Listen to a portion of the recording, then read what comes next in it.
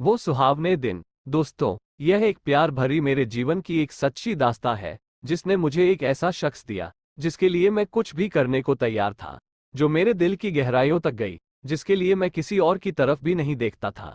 हम दोनों की ट्यूनिंग इतनी अच्छी थी कि अगर एक को कोई प्रॉब्लम होती थी तो दूसरे को पता चल जाता था। ये हम दोनों की एक टेलीपैथी थी।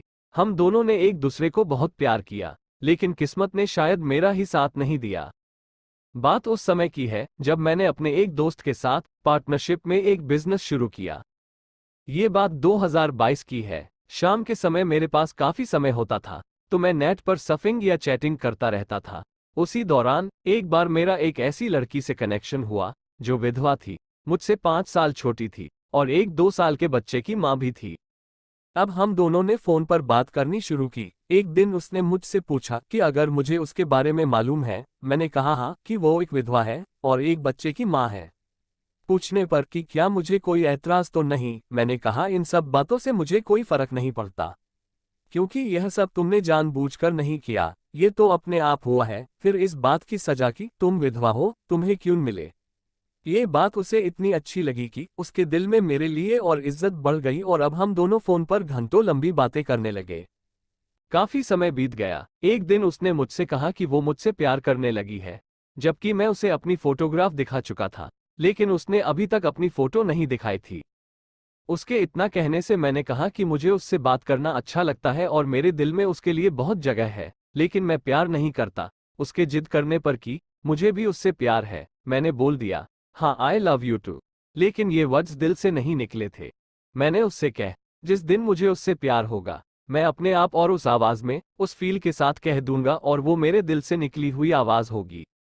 हम दोनों के बात का सिलसिला चलता रहा। एक दिन रात को जब हम दोनों बात कर रहे थे, उसका बेटा आया और उसे तंग करने लगा। उसने मुझे से कहा कि ये बहुत तंग कर रहा है, वो चाहती है कि वो सो जाए क्योंकि उसे कल सुबह स्कूल जाना है। मैंने उससे कहा कि उसे फोन दे। उसके फोन देते ही मैंने बच्चे की आवाज में उससे बात करनी शुरू की और फिर धीरे धीरे बच्चे को कुछ कहा और 2 मिनट के अंदर वो बच्चा सो गया। उसने मुझसे पूछा कि मैंने ऐसा क्या जादू किया। मैंने कहा कि मुझे बच्चों से बहुत प्यार है, बस वो हम दोनों, बच्चे और मेरे के बीच की बात है और अब हमारी बात फोन पर फिर से शुरू हो गई। एक रात फिर उस बच्चे ने खूब शोर मचाना शुरू किया, तो मेरे कहने पर उसने बच्चे को फोन दे दिया।